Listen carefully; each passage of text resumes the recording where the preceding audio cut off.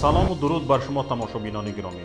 Шавкати Муҳаммад бо шумо ҳастам ва барномаи хабарии таҳлилии Паёмнӯзро тақдиматон мекунам. Сархати хабарҳо. кони нуқраи як ҷилва бо як ҷилваи ҳукуматдорони тоҷик аз даст рафт.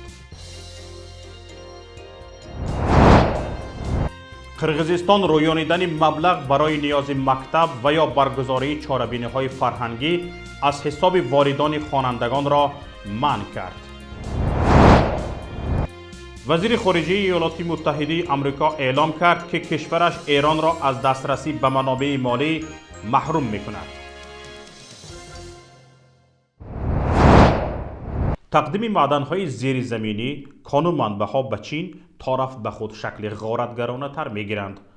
агар қаблан дар коркарди онҳо ва истихроҷи маъданҳои зеризаминӣ манофеи кишвар камтар бошад ҳам ба назар гирифта мешуд, ҳоло ҳукумат онҳоро чун мероси падараш бидуни ифшосозии шартҳо ва огоҳсозии мардум ба Чин тақдим мекунад.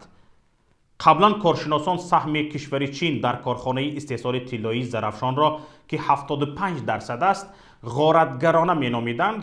баъдан ҳукумат ду кони тилло, ду обаи шарқӣ ва кумарғи боло ва қисмати шарқии кони ангишти зидеҳро ба ивази қарз ба ширкати чинии Тивея тақдим кард.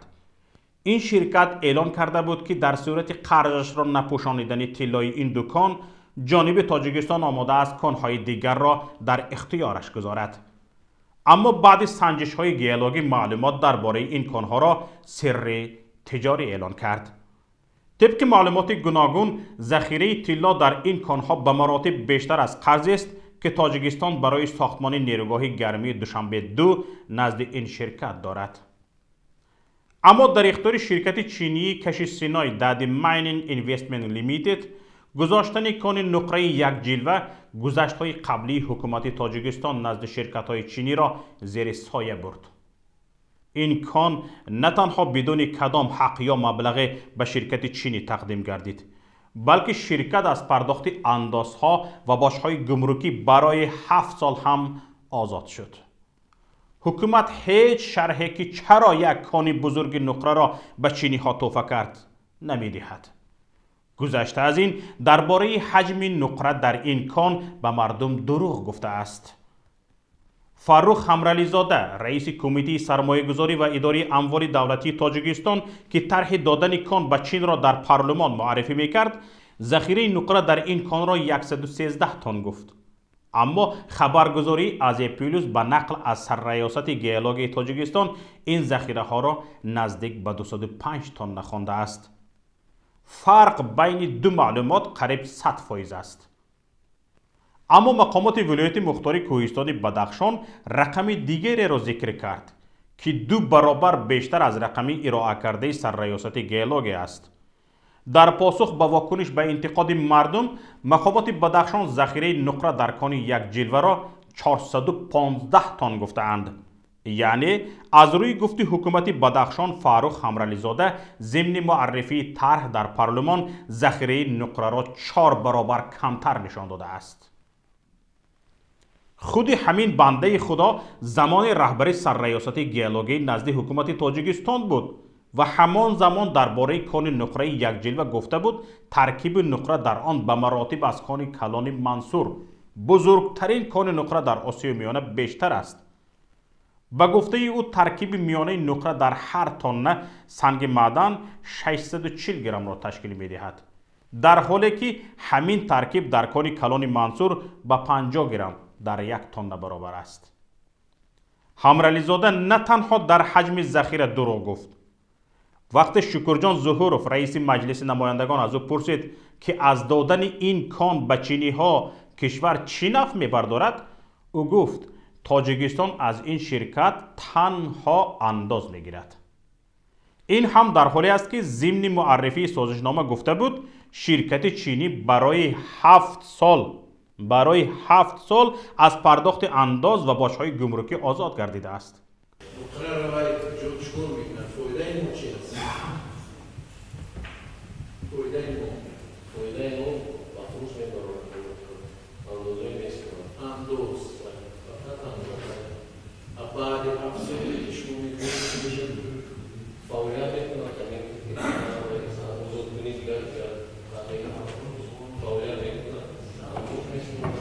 یعنی کارخانه خطایی میشود فقط بار میکنند 10 سو 20 سو 30 سو 50 سو طرفداری کردن. دقت دادید؟ وقتی پرسیده می شود از دادن کان به چینی ها به تاجیکستان چه فایده است، در جواب می گوید انداز می گیریم.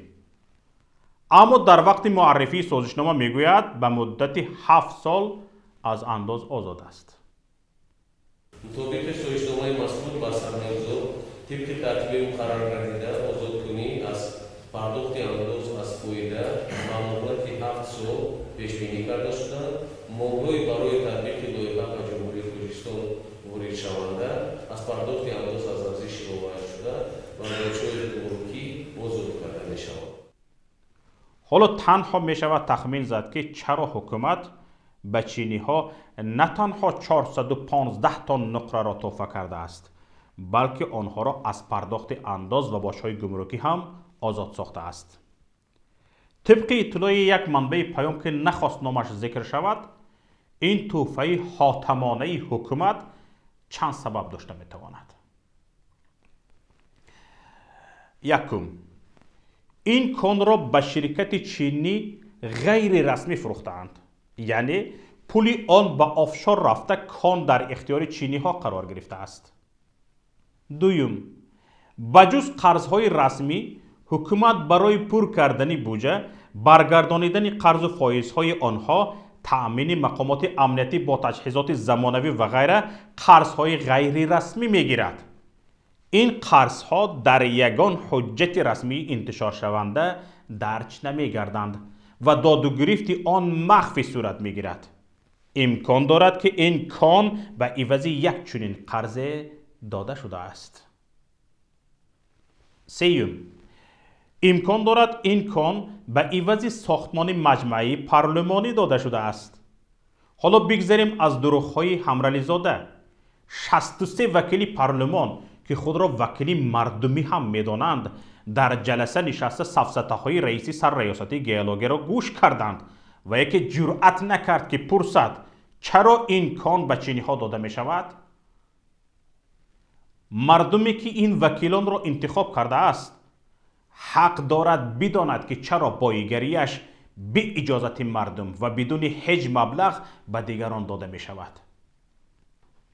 حالا شخصاً بنده به عنوان یک شهروند تاجیکستان که حق در این کان نقره دارم، از وکیلی که مرا نمایندگی می کند، حقوق شناس ورزیده کشور هم هست، می خواهم پرسم که چرا حق من به چینی ها داده شد؟ چرا شما از حق من و 9 میلیون انتخاب کننده تان دفاع نکردید؟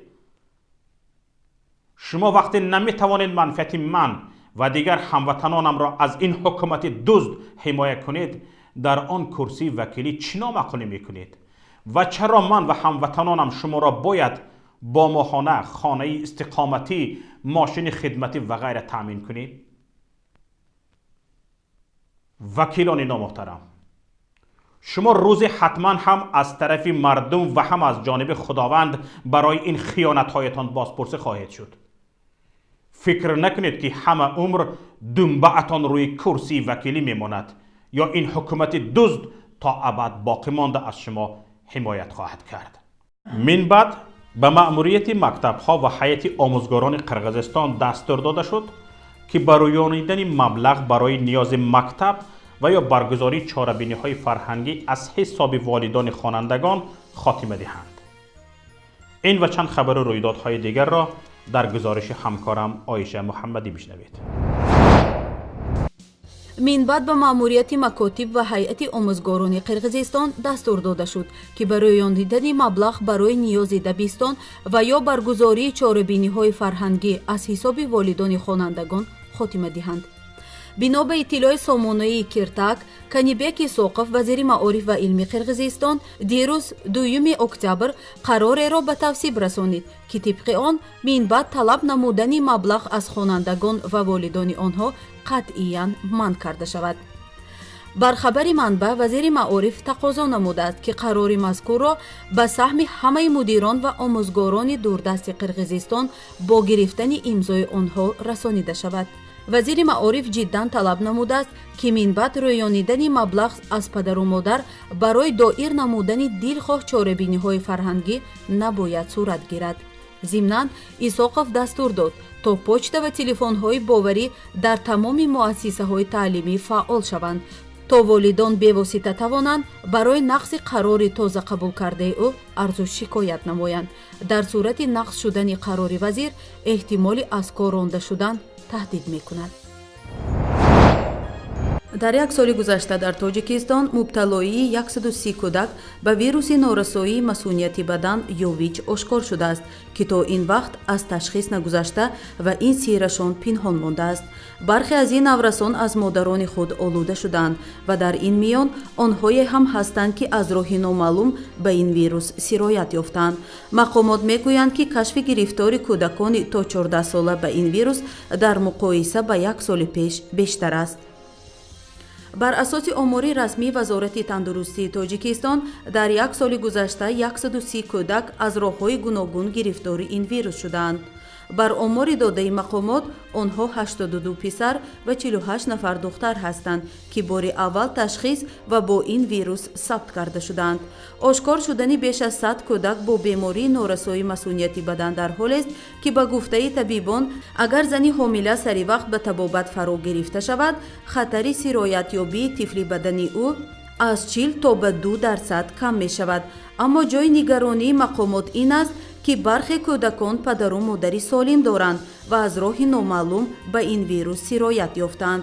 ҳоло дар тоҷикистон бар асоси қонун дар бораи муқовимат бо вируси норасоии масунияти бадан ташхису табобат машварату доруву дармон барои ин кӯдакон ройгон аст. ба онҳо ҳар моҳ барои табобат ҳудуди 400 сомонӣ кӯмакпулӣ дода мешавад. вазири хориҷаи иёлоти муттаҳидаи амрико гуфт кишвараш эронро аз дастрасӣ ба манобеи молӣ ки сарфи ҳимоят аз фаъолияти террористӣ мекунад маҳрум мекунад. марк помпео вазири хориҷаи иёлоти муттаҳидаи амрико таи нишасти хабарии муштарак бо ҳамтои итолиёвии худ дар Рим хостори ваҳдати ҳама кишварҳо дар баробари рафтори таҳоҷумии Эрон шуд ва таъкид кард бояд Эронро аз дастрасӣ ба манобеи молие ки сарфи ҳимоят аз фаъолиятҳои террористӣ мекунад маҳрум кунем.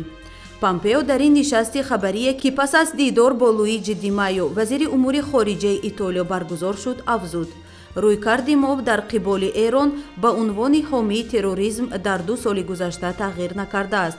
Эрон ба ширкати Арамкои Арабистони Саудӣ ҳамла кардааст.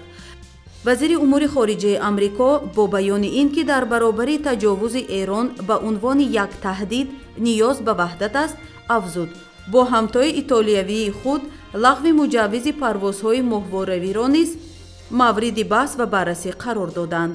помпео ҳамчунин дар конфронси озодиҳои мазҳабӣ дар Ватикан ки имрӯз субҳ баргузор шуд аз кишварҳои Чин, Эрон, Миёнмор, Сурия ва Куба ном бурд ва гуфт дар кишварҳое ки бо қудрати мутлақ идора мешаванд озодии мазҳабӣ дар маърази таҳдид қарор гирифтааст. украина муваққатан розӣ шудааст ки дар қаламрави 2 минтақаи шарқии ишғолшудаи худ интихоботи маҳаллӣ баргузор шавад. ин ҳам пас аз он ки ҳама воҳидҳои мусаллаҳ ин минтақаро тарк кунанд ва назорати масофаи 400 километрии назди сарҳади бо Русия аз нав ба даст оварда шавад. президенти Украина Владимир Зеленский рӯзи 1 октябр дар нишасте дар Киев гуфт ин созишнома дар Минск миёни Русия ва Созмони амният ва ҳамкории Аврупо ба даст омадааст ва барои поён додани ҷанг дар Донбасс роҳҳои гуфтушунидҳои сулҳро бо Москав фароҳам мекунад. ин созишномаро 6 сол шудааст.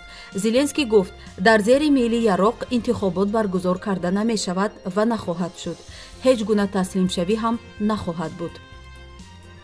минтақаҳои ишғолшуда пас аз баргузории интихоботе ки аз тарафи Созмони амният ва ҳамкории Аврупо озод ва одилона ҳисобида мешавад ва аз рӯи формулаи маъруф ба Штайнмайер ки як ҷузъи харитаи роҳ барои ба даст овардани сулҳ аст мақоми худидоракуниро соҳиб хоҳад шуд. русия ва украина ҳамаи маҳбусони мондаро доду гирифт мекунанд ва киев пеш аз интихобот назоратро ба қаламравҳои ишғолшуда ба даст хоҳад гирифт ва аз рӯи конститутсия ва қонунгузории украина баргузор хоҳад шуд. اینجا نهایت برنامه امروزی ماست. برنامه‌های دیگری ما را در شبکه‌های اجتماعی و پایگاه پیام نقطه نت پیگیری کنید. هر خبر و رویداد را شاهد شدید لطفاً به رقم 49 15 16 46 15 947 توسط پیام رسان‌های واتساپ، وایبر، ایما یا تلگرام فرستید. لطفاً مشترک شدن به کانال یوتیوبی ما و نوشتن نظر خود درباره نوار را فراموش نکنید. پخش تگمه معقول شد را لطفاً دریغ ندارید و همچنین پخش تگمه زنگوله به شما امکان می دهد که برابر نشر نوارهای ما در یوتیوب شما در حال با خبر شوید. در پناه الله باشید. خیر تا روز دیگر.